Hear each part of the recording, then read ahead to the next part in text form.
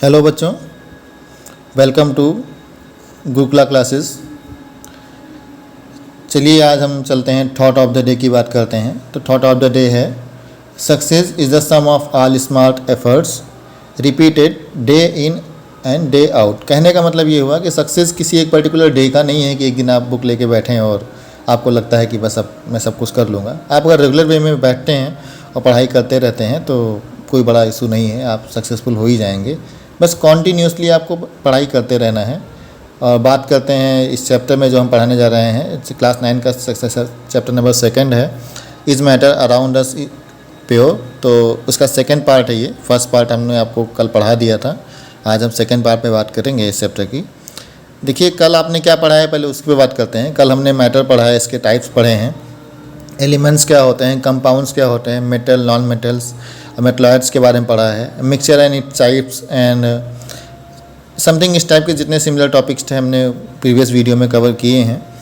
आज हम थोड़ा आगे मूव ऑन करते हैं और उम्मीद करते हैं आपको वीडियो पसंद आएगा और आप थोड़ा हमारे साथ कॉन्टीन्यूसली बने रहिए, आपको अच्छा लगेगा। चलिए बात करते हैं, कल हमने प्योर सब्सटेंस पढ़ा था। इम्प्योर सब्सटेंस की बात करते हैं। It may be defined as a material which consist only one kind of atoms or molecule it contain. Sorry बच्चों, इसमें ओनली वन काइंड ऑफ लिखा है। इम्प्योर सब्सटेंस में एक नहीं, एक से ज़्यादा प्रकार के होते हैं। प्योर में एक तरह के होते हैं, इसमें थोड़ा सा मिस प्रिंट हुआ है। एंड इसको हम इम्प्योर सब्सटेंस को मिक्सचर भी कहते हैं। मतलब कहने का मतलब इसमें 2 या 2 से ज़्यादा तरह के एटम्स से मॉलिक्यूल्स होते हैं। जैसे इनके एग्जांपल्स की बात कर सकते हैं, मडी वाटर हो गया, वाटर एंड सैंड हो गया, रॉक सॉलिड हो गया। ये सारे इम्प्योर सब्सटेंस या फिर मिक्सचर के एग्जांपल्स हैं, है ना। आप वो वन काइंड ऑफ एटम्स और मॉलिक्यूल्स प्योर में होंगे, इम्प्योर में मोर देन वन होंगे, मतलब एक से ज़्यादा चीज़ें मिलके जो बनती, जैसे। और आपको हम मिक्सचर डिफाइन करते हैं एक ब्रीफली। मिक्सचर क्या है? In a chemistry is a substance made up 2 और मोर अनरिलेटेड केमिकल कंपाउंड्स। मतलब कहने का अनरिलेटेड केमिकल कंपाउंड जो होते हैं, जो एक दूसरे से रिलेट नहीं करते हैं, उनको हम मिक्सचर कहते हैं। जैसे वाटर को वाटर में मिला होगा तो मिक्सचर थोड़ी होगा, है ना। शुगर एंड वाटर को मिला होगा, साल्ट एंड वाटर को मिला होगा तो वो मिक्सचर की कैटेगरी में आएगा। एग्जाम्पल्स ऑफ मिक्सचर आपके सामने हैं, जैसे वाटर, शुगर एंड साल्ट। अब इसमें मिक्सचर में भी 2 टाइप्स होते हैं आपका, होमोजीनियस, हेटेरोजीनियस होता है। जब आपको आगे एक्सप्लेन करूँगा। आपको लगे वीडियो फास्ट है तो आप वीडियो को रोक करके आप यूज़ करके वीडियो को अपना नोट्स लिखते जाएंगे और समझ सकते हैं। बाकी मैं बेसिक तरह से आपको एक्सप्लेन करता चल रहा हूँ। तो मिक्सचर ऑफ गैसेज जो होता है, जो हमारे आसपास की जो एयर होती हैं, वो भी एक तरह से मिक्सचर होती है। मिक्सचर के टाइप्स में होमोजीनियस, हेटेरोजीनियस होता है। यूनिफॉर्म जो मिक्सचर होता है वो हम होमोजीनियस होता है।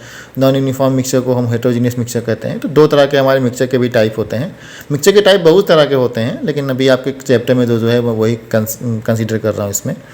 तो मिक्सचर जो होता है आपका होमोजीनियस एंड हेटेरोजीनियस होता है। चलो अब इसकी डेफिनेशन की तरफ चलते हैं हम लोग। होमोजीनियस मिक्सचर क्या होता है? A mixture which has uniform composition throughout the solution। कहने का मतलब ऐसा जो मिक्सचर जो यूनिफॉर्म सोल्यूशन में होता है उसको, जैसे शुगर एंड साल्ट आपका वाटर में जो होता है तो होमोजीनियस मिक्सचर होता है। हेटेरोजीनियस मिक्सचर की बात करते हैं तो जो पार्टिकल इजीली मतलब पूरी तरह से घुलते नहीं हैं, डिजॉल्व नहीं होते हैं, नॉन यूनिफॉर्म कंडीशन में होते हैं, वो हमारे लिए वो हेटेरोजीनियस मिक्सचर के एग्जाम्पल होते हैं। जैसे मिक्सचर ऑफ साल्ट एंड वो शुगर कह सकते हैं आप।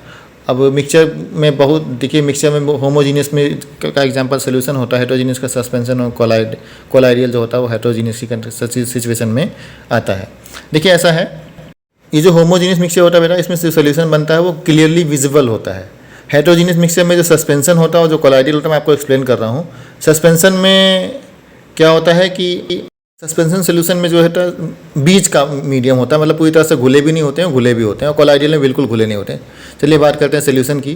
तो यूनिफॉर्म मिक्सचर 2 और मोर सब्सटेंस जो होता है, एक यूनिफॉर्म तरह का मिक्सचर होता है 2 और मोर सब्सटेंस का, ये होमोजीनियस होता है। जैसे लिक्विड का लिक्विड में और सॉलिड का सॉलिड में, गैस का गैस में, ये मतलब सेम तरह के जो मिक्सचर होते हैं उनको हम सोल्यूशन की कैटेगरी में काउंट करते हैं। सोल्यूशन में 2 चीज़ें होती हैं, एक होता है सॉल्यूट, एक होता है सॉल्वेंट।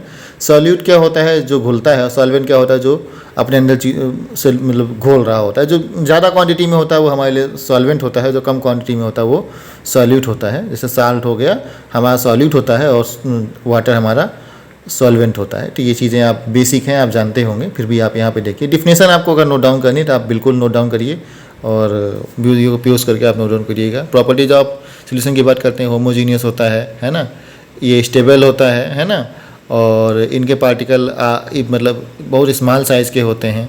तो ये सब आप देख सकते हैं, आपके सामने हैं, आप देखिएगा ज़रूर इनको और आप समझिएगा। अगर आपको कहीं डाउट है आप पूछिएगा, है ना। सोल्यूशन जो होता है, इनके पार्टिकल बहुत स्मॉल होते हैं, इनको नंगी आंखों से हम देख नहीं सकते। टाइप्स ऑफ सोल्यूशन तो बहुत सारे होते हैं, आपके सामने हैं, एक्वस, नॉन एक्वस, है ना, अनसेचुरेटेड, सेचुरेटेड। तो ये अलग अलग बेसिस पे होता है। सॉल्वेंट, वाटर अगर सॉल्वेंट है तो उसके बेसिस पे क्या हो गया, है ना।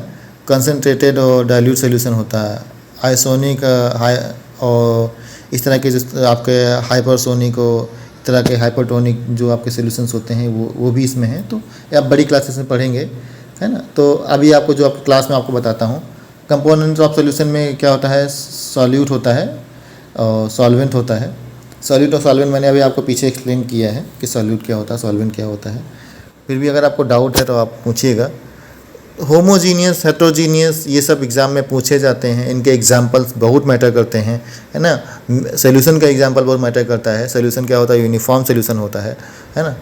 तो आप ये चीज़ें देखते जाइएगा। चलिए बात करते हैं सॉल्यूट की।